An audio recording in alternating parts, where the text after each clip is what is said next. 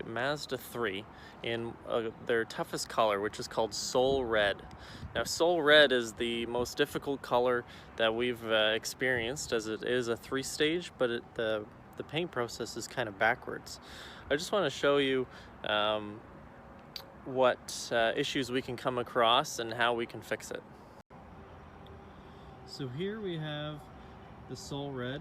It's been painted before, and in the sun you can see 2 areas of primer that are seeping through the color. Okay. Now, if you put a shadow over it, it disappears. But in the sunlight, it seeps through there and there, and then you can see it right across kind of the front of the hood. So let's see what it looks like once we've repainted it.